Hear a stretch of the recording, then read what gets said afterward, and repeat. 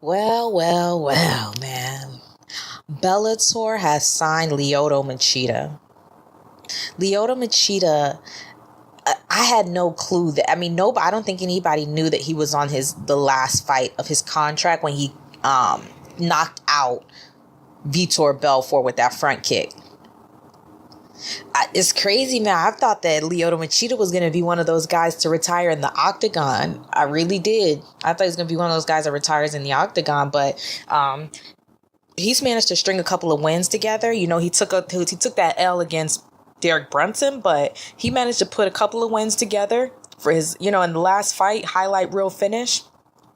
And he said, "Hey, I'm a free agent." Bellator came to him and sent him an offer.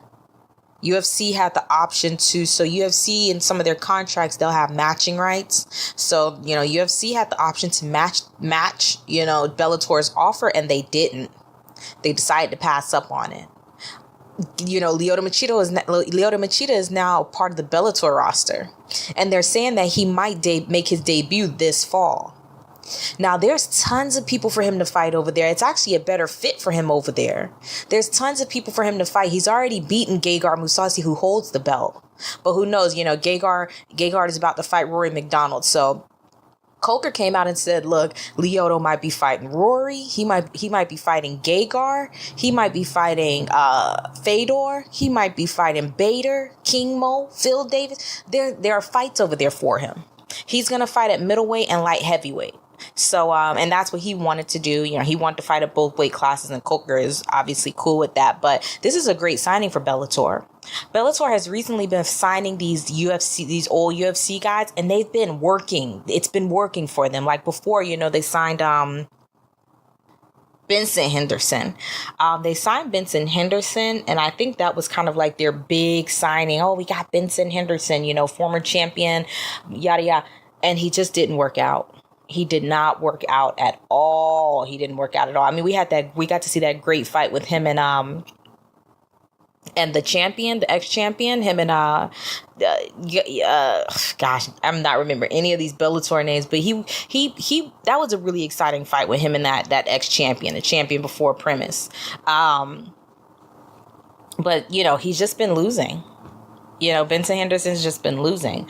But recently, man, they've got Rory over there. They've got Bader over there. They've got Mousasi over there.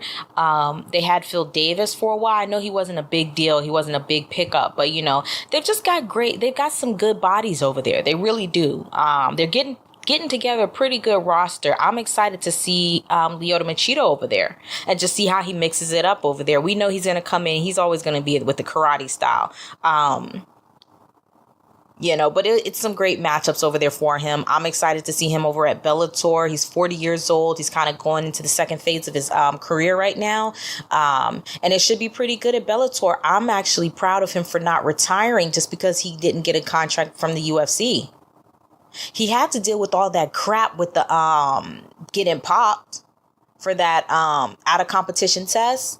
He had to deal with all of that. He had to wait out on the end, which almost looked like the tail end of his career. It really did look like the tail end of his career. For a year and a half, he was suspended over some BS, over some absolute BS, a year and a half. And then other people can come in 6 months and they actually, 6 months. The exact same thing would happen to them and they get 6 months.